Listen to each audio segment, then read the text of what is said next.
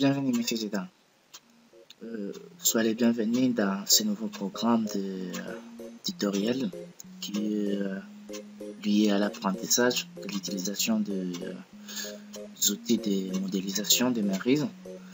Alors, dans ce nouveau programme, je mets à votre disposition quelques cours et des exemples à titre d'illustration pour vous montrer comment est-ce qu'on peut parvenir à utiliser quelques outils bien spécifiques de Marise.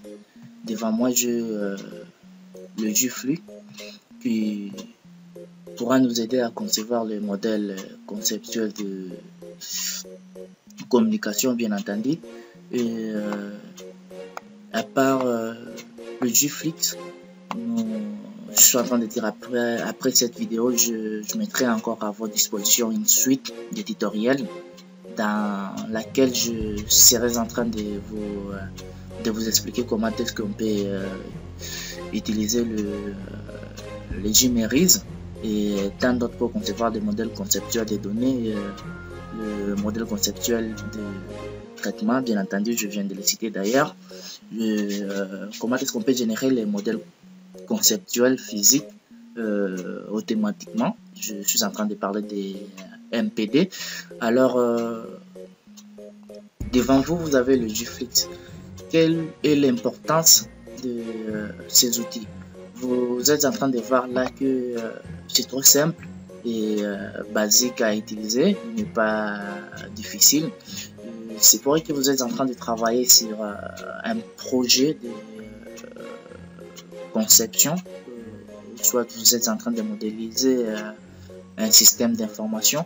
Alors, tout ce que vous êtes en train de voir là, au lieu de le faire avec le Word, qui est un outil de traitement des tests, au lieu de tracer manuellement des tableaux qui pourront vous prendre une place vraiment suffisante dans vos modèles, alors Marise vous offre ces modèles qui pourront vous aider à bien travailler avec vos données. Alors pour ce faire, nous avons là un acteur interne, comme vous le remarquez. Ce qui reste à signaler, c'est que dans ces tutoriels, je ne serai jamais en train d'expliquer Marise, mais j'ai pris quelques exemples à titre d'illustration, juste pour vous montrer comment est-ce que on peut parvenir à modéliser un système avec ces outils de modélisation. Alors, pour ce faire, vous remarquez là que nous avons un acteur interne. Un acteur interne, c'est celui qui participe à l'organisation. Et l'acteur externe, ça peut être un client. Alors, comment est-ce qu'on peut parvenir à modéliser ou changer les noms? Vous allez juste sur le menu d'en haut qui est en face de vous. Vous les sélectionnez. Pour changer les noms qui est à l'intérieur, vous double-cliquez juste sur l'acteur externe. Vous voyez là qu'il y a un petit menu qui s'affiche au devant de vous. J'ai pris un exemple à titre d'illustration. Nous pouvons écrire là-bas par exemple étudiant. Alors vous êtes en train de remarquer que il y a le fond là qu'on vous propose. Vous pouvez choisir n'importe quelle couleur qui vous plaît. Moi je peux prendre même celui-là, même si c'est bien moche, mais je suis en train de le faire pour vous montrer comment est-ce qu'on peut parvenir à utiliser ces outils.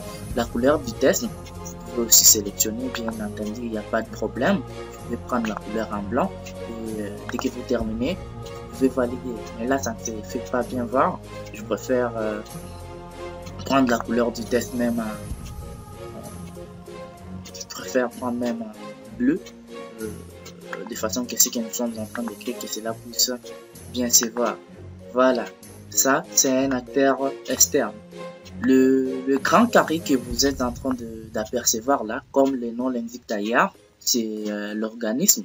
Dans cette explication, dans cet exemple, l'organisme Si vous voulez changer les noms de l'organisme, il suffit juste de sélectionner les noms et de les modifier.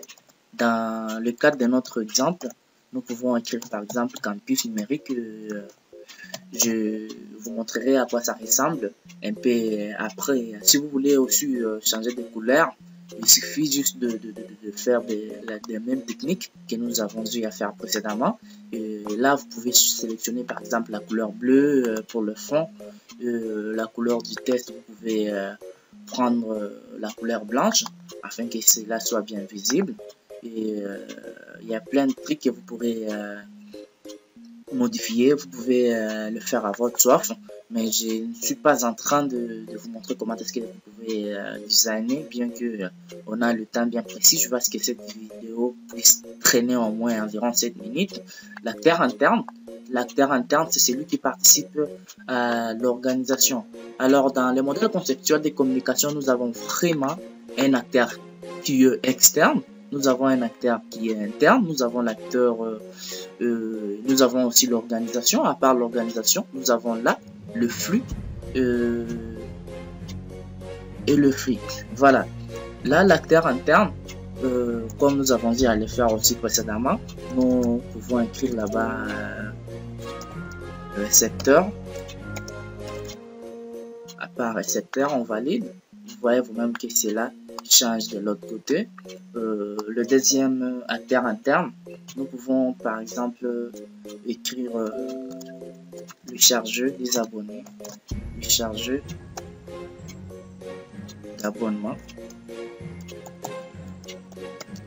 Si vous voulez, est-ce que le petit cercle là, le mot que vous avez écrit, soit les noms que vous avez écrit, il est trop long. Si vous voulez, est-ce que le petit cercle là puisse être un peu centré, vous pouvez juste partir à la ligne, même vous remarquez comment est-ce que cela fonctionne. Je pense que je suis en train de parler aux gens bien qui connaissent déjà MyRiz, comme moi je ne suis pas en train d'expliquer MyRiz. Peut-être que nous aurons le temps de le faire un peu prochainement. Et là, ce qui nous reste à prendre, c'est un flux qui quitte d'un acteur externe à un acteur interne. Alors, pour modifier un flux, ou soit y ajouter un message dessus, vous double-cliquez juste dessus, vous écrivez par exemple, ça c'est la demande d'abonnement. La demande d'abonnement. Le point de cassure ici signifie juste que, je vais juste vous montrer pour que vous sachiez ce que ça signifie. Le point de cassure, voilà, vous voyez comment est-ce que le flux change. Au cas où je n'avais pas mis le cas de cassure, le flux là ne pouvait pas bouger. Alors pour continuer, il nous reste un truc. La cible, c'est pour que la flèche montre vraiment bien que c'est lié que d'un acteur externe à un acteur interne. Au cas où nous validons, vous-même vous remarquez le changement. Alors il faut prendre encore un autre flux d'un acteur interne à un acteur interne.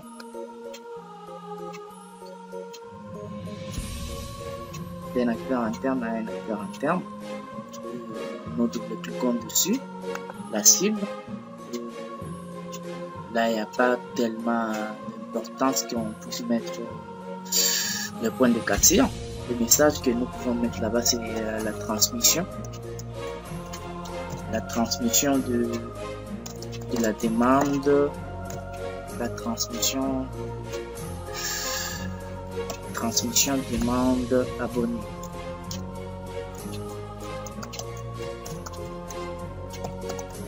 La transmission de la demande pour l'abonné.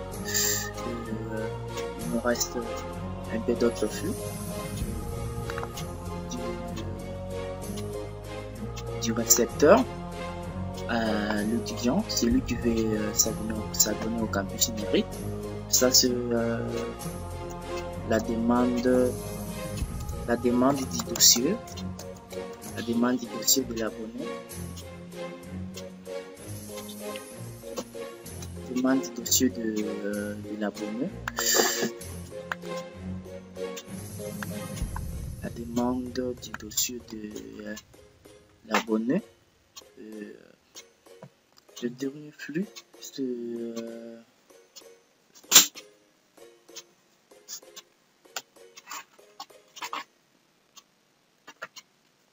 celui qui quitte du chargé d'abonnement à l'étudiant. Là, nous avons la demande qui est agréée.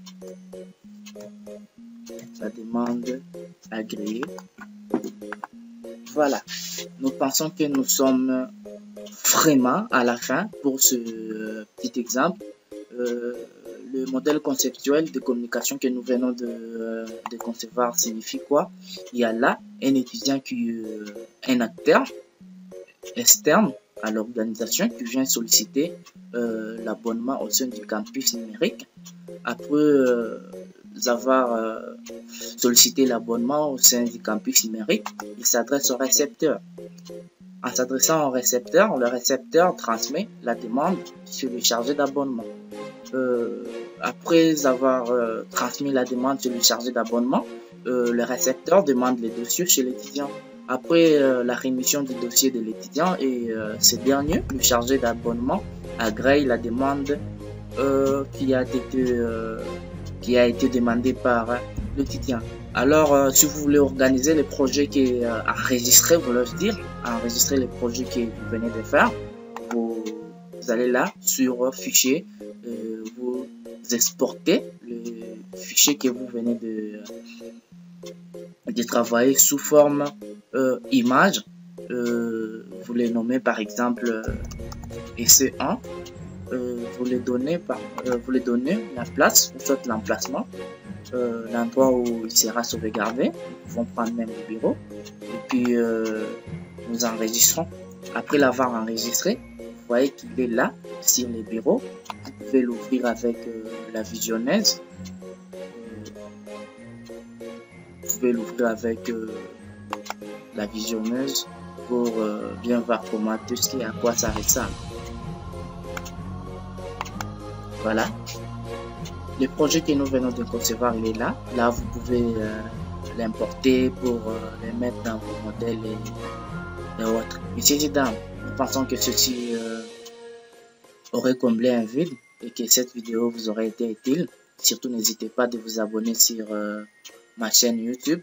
N'hésitez pas aussi de partager cette vidéo et de cliquer sur j'aime si cette vidéo vous aurait été utile. Merci et à très bientôt.